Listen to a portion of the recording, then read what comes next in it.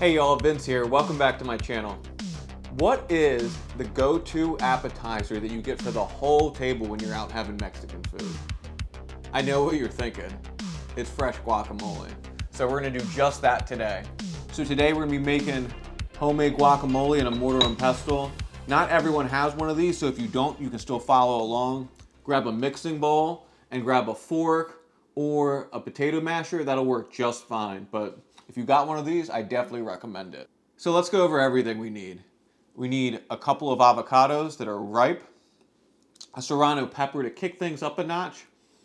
We'll need half of a white onion, some tomatoes. I'm gonna use little grape tomatoes, but you can also use Roma tomatoes.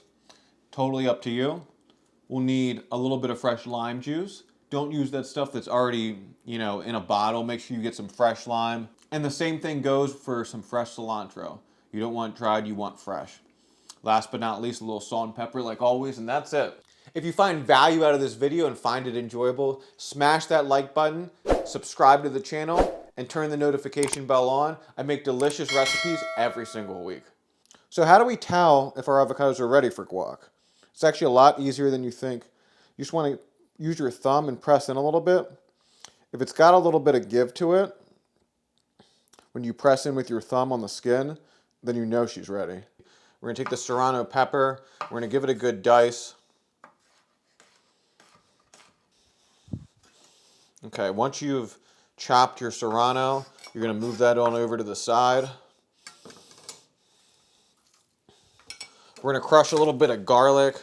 A lot of people don't put any garlic in their guac, but I'm a garlic fiend, so I'm gonna throw some in there. Move that over to the side. We want our avocado to be the star, so I'm going to start off with half of an onion for 2 avocados. And if we want to add more at the end, we can definitely do that. So we're going to start and just chop this bad boy up, give it a good dice.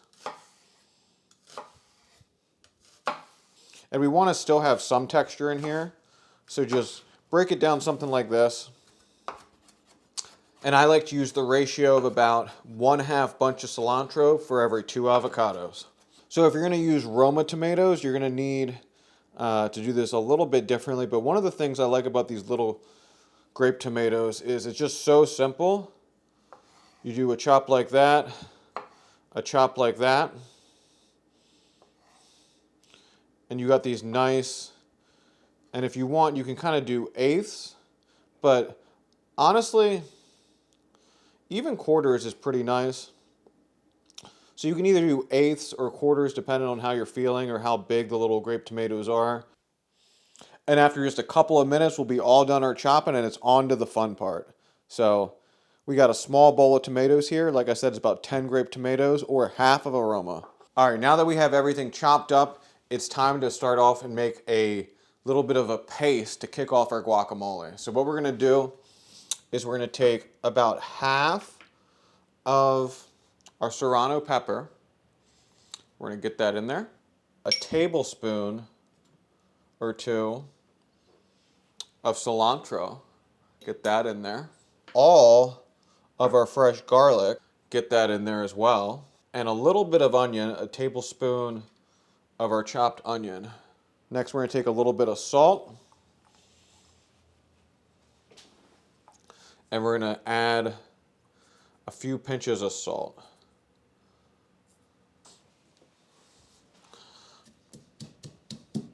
So you're going to take your pestle and you're going to get everything kind of working together, grooving along. And if you really want to impress someone, you'll grab this and you'll start doing tableside service at home. Then they'll really like you. Once you get a paste that looks something like this, you can set it aside and grab your avocados. Okay, now let me show you what to do with these avocados. Sometimes they'll have a little button right there. If there is, you want to take it off.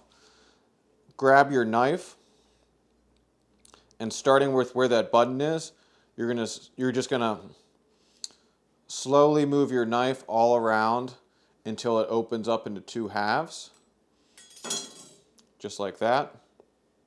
If there's a little bit of discoloration, it's okay. It's usually just, a bruise. And then to get this out, if it's stuck in there good, you can just take your knife and kind of smack it, and then it'll come right out. But this is actually, sometimes it just comes out just like that, which is even easier. So that'll work. All you got to do is you take a spoon and you're just going to kind of work around the skin. And when it's ripe, it'll pop right out. Now, if you have trouble with this, it probably means that your avocado is not ripe enough for this.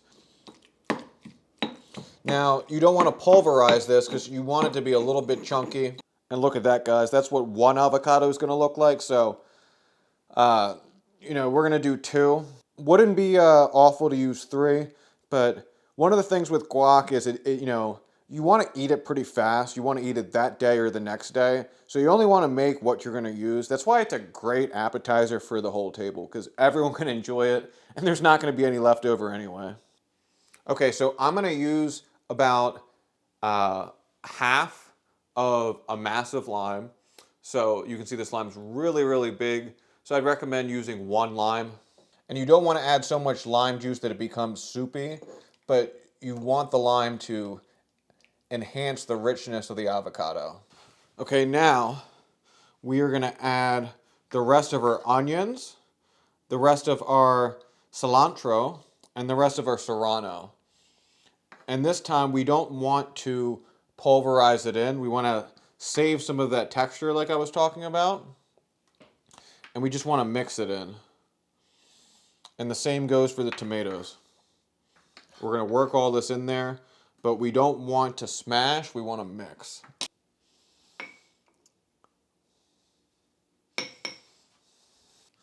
And start to kind of fold it in.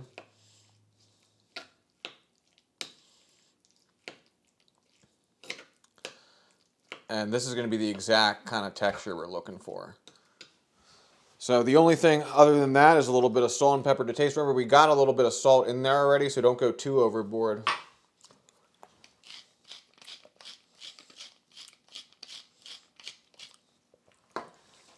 And there you have it, folks. Perfect, fresh, tableside guac for everyone to enjoy.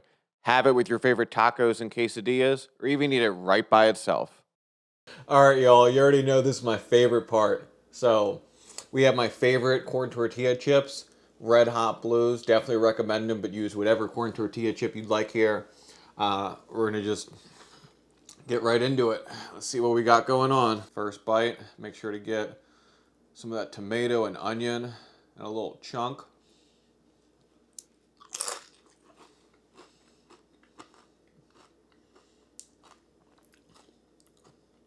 I can't help but smile. Oh my God.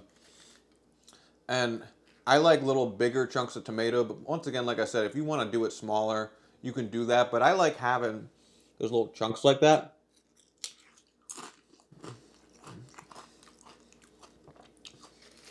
I could eat that all day long, guys. Thanks for watching. I hope to earn your subscription.